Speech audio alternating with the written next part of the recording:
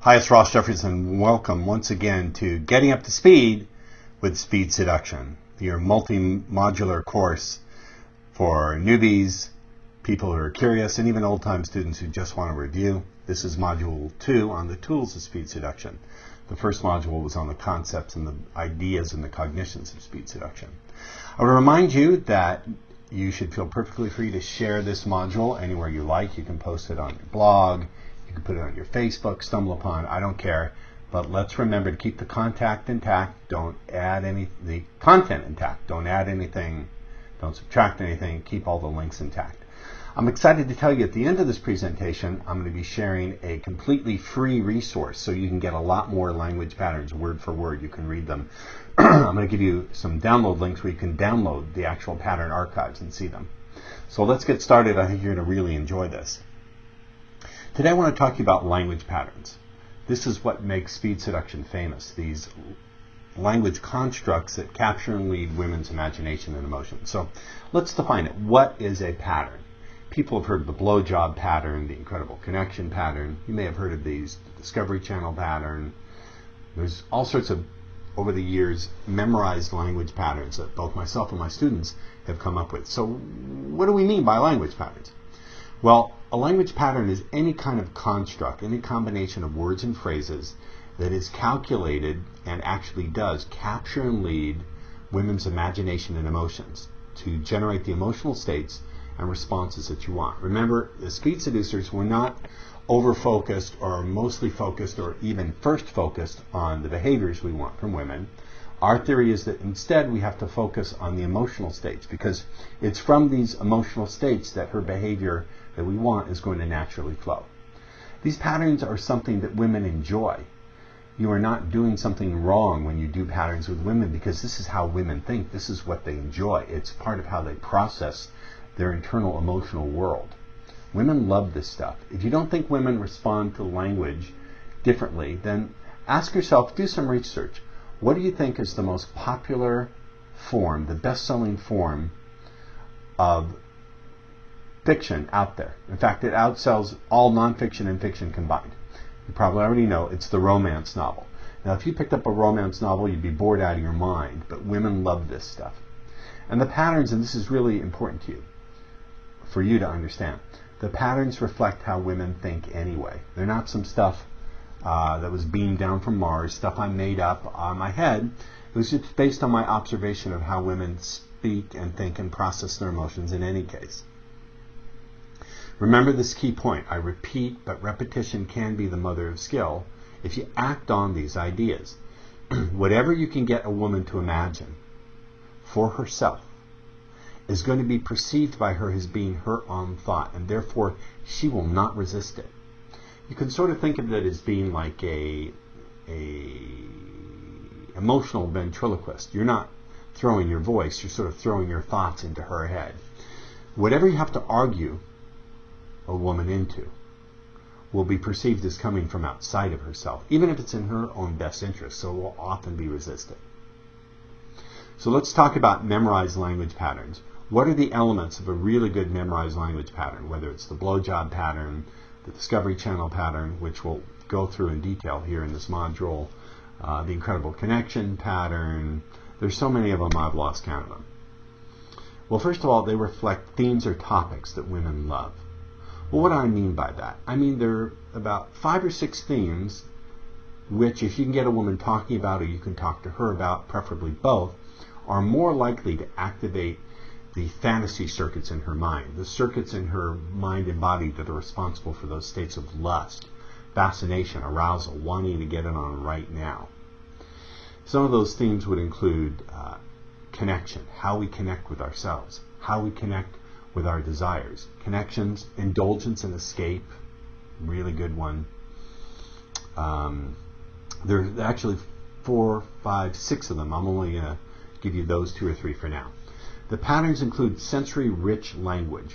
What do I mean by sensory-rich language? Well, a good language pattern will describe how something looked. It will describe how something felt. It will describe how something sounds, how it sounded. So they're very sensory-rich. They often include sexual metaphor. Now, in a subsequent module, I'll get into sexual metaphor. but you'll understand it when I get into that module. But basically, just a very quick overview. Sexual metaphor is when you talk about things so it sounds like you're talking about something innocent, but in fact you're talking about something sexual. They use one or more of the 4 doorways into a woman's mind. They light up her neurology. In other words, when a woman is visualizing the way she visualizes when she wants a guy, when she's talking to herself on the inside, the way she talks to herself when she really wants a guy, when she's feeling the flow of feelings that she feels when she really wants a guy, when she's lit up like that, then she's going to take the action she takes when she's lit up like that. And then finally, they're delivery vehicles for embedded commands and suggestions. We're going to get into embedded commands and suggestions in detail in a subsequent module. So let's talk about a little bit about what I mean by a delivery vehicle. Just think of, for now, think of embedded commands as the little small pieces that do the actual heavy lifting of leading her imagination and emotions. If you think of the Trojan horse, think of language patterns as that Trojan horse, and inside of it are the little soldiers, the little embedded commands and suggestions. They're going to hop out and open up the walls. If you don't know the story of the Trojan horse, Google it. So let's look at the Discovery Channel pattern. What is the Discovery Channel pattern? So many of my students have used this pattern either to seduce women on its own or as part of overall very successful seduction. I was on a conference call today with my coaching club, and one of my students talked about how he used this on a girl, and she was all over him. She wound up saying to him, they made out, she said, "Do you live nearby? Can we see your place? I want to see what it looks like." And of course, he then closed the deal. So the Discovery Channel pattern deals with the following themes. It deals with themes of adventure, fascination, excitement, anticipation. And it uses the metaphor of the roller coaster and the ambiguity of attraction. We will go through the pattern word for word, and you will see it talks about attraction. Well, does attraction mean a ride in an amusement park, or does it mean the attraction between men and women? In fact, when this guy I told you about did the pattern with this girl, she said, "Wow, it sounds like great sex." It uses a lot of sensory-rich description. You'll see this in the pattern that we're talking about the way things feel, the way they sound. It uses quotes, one of my favorite speed seduction tools, which we'll get into later. Quotes talks about a subject that you saw or that you read or that you heard about. And it uses sexual metaphor. Get off, going down, take this ride, climb back on. You'll see this when we go through the pattern, so let's get to it. So here's the language. It goes like this. Do you like roller coasters? I was watching the most interesting program the other day on the Discovery Channel, and they were talking about rides, attractions at amusement parks, and they were asking what makes for the ideal attraction. Now let's stop a minute, and what's going on with the first paragraph of this pattern? I want to go through it piece by piece so you can see what's going on. Whenever you're understanding what a tool is designed to do, then you're really understanding the tool, as opposed to just memorizing and reciting. So first of all, by talking about a program we saw on TV, we're using a tool called quotes.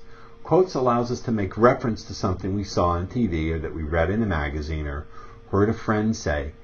And that makes it safer, because it's not like we're saying it directly to the woman, we're just quoting something that we saw or read or heard about. And because it isn't really us saying it, we're able to step back from it. If we get a bad response, we go, wow, that's something that I would never myself say. Quotes allows us to test the other person's readiness, to test her responsiveness to the subject.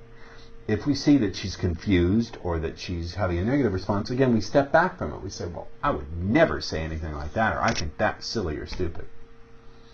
And quotes can be used as a sexual accelerator. I've done this before. My students have done it. At the right time, you say, I was at the bar the other night, and this guy looked at this girl, and he said, "Can you imagine me eating your pussy all night long, just the way you like it?" Did you really expect her to think about that, Debbie, and really want it now? Now, I know it sounds improbable, but I'm telling you, you can deliver that message. By putting it in quotes, it's not like you're saying to her directly, "I want to eat your pussy, Debbie." Now, also in this first paragraph, we're using an ambiguity. As I said, does attraction mean the attraction between a man and a woman? Or does it mean a ride at an amusement park? We're also using a self point. A self point is a subtle gesture that associates you with whatever you're talking about. A self point is subtle. It's not like you're not calling in an airstrike. You're just subtly doing this. That's how I do a self point. Here's a gold key tip. Using 2 or more tools at the same time is very powerful. So you'll see that we're using many things in combination. We're using ambiguity. We're using quotes. We're using sensory-rich language. We're using sexual metaphor. We're using all of these things working together in just a few sentences. So let's go on with some more of this language. He said there are 3 elements to a fantastic attraction. First, there's that feeling of anticipation. You know, that first long vertical climb up the track. You can feel the anticipation growing. You feel your heart beat faster, the excitement building. You feel the blood rushing to your muscles.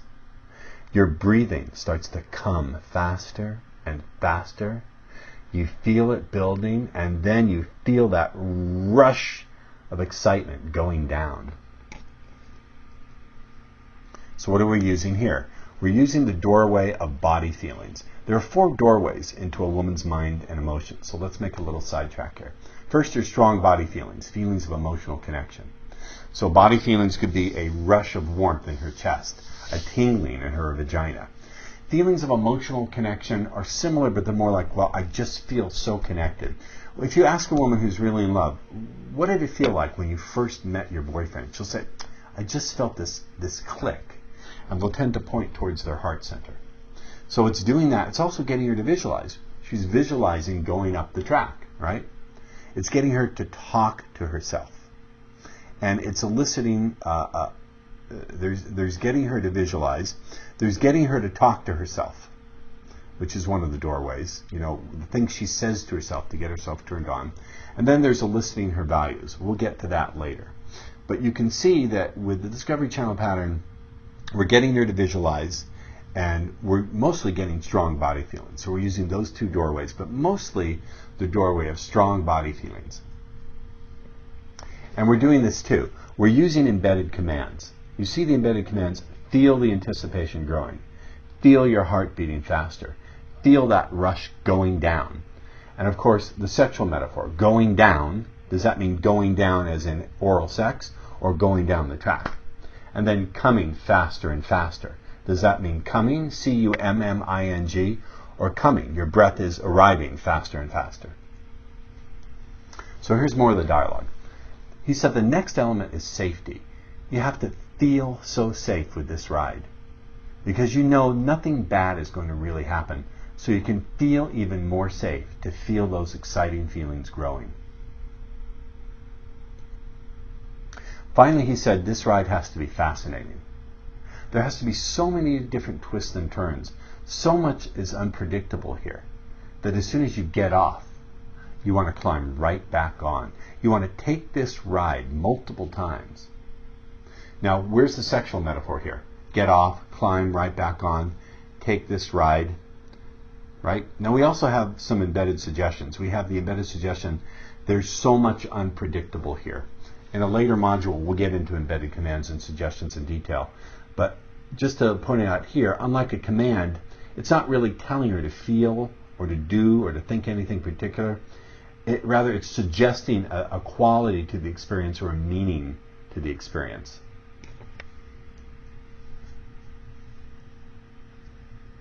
Now, I told this to a friend, and she said, it's like the perfect attraction you want to find in a guy. That's a little last bit of languaging you can include. You can say, you know, I said this to a friend, and she said, it's like the perfect attraction you want to find in a guy. That's another little quote thrown in for good measure. Now, one of the things I'll do is I'll do a little chin tap. I'll go, you know, I told this to a friend, and she said, it's like the perfect attraction you want to find in a guy. Now, when I do this, when I tap my chin and I tilt my head, it's an anchor. So whenever I repeat this, it fires off the whole chain of thinking again. In the next module, we're going to cover the smaller chunk tools of speed seduction. We're going to cover things like embedded commands and suggestions, weasel phrases, which I absolutely love, trance words, transition phrases, anchoring, rapport, sexual accelerators, tonality, pacing, and leading. These are some of the smaller chunk tools that we're going to be covering. I want to recommend that you check out my Speed Seduction coaching program. There's all sorts of cool benefits. You get twice monthly group coaching calls. You get custom-made answer to student video modules, similar to this one, live office hours with live video to video consultation, 20% discount on products and seminars, and as you see, you can try the first month for $1. But here's a special freebie bonus. You can get it right now. If you look at that link down here, I don't want to bother reading it on camera, but there's the link to the Speed Seduction Starter Kit. It includes a complete archive of memorized speed seduction language patterns, plus recordings of teleseminar calls. It's great. We were selling it for somewhere around, I think, $69. You can have it free right now. There are the download links. So I recommend you get it and pass it around. So that's it for this module. It's a rather short module, but one of the things I want to recommend you do for homework is go right there to the Starter Kit, download everything, including the pattern archives and the seminar transcripts, and you'll learn a lot more about speed seduction language patterns in action.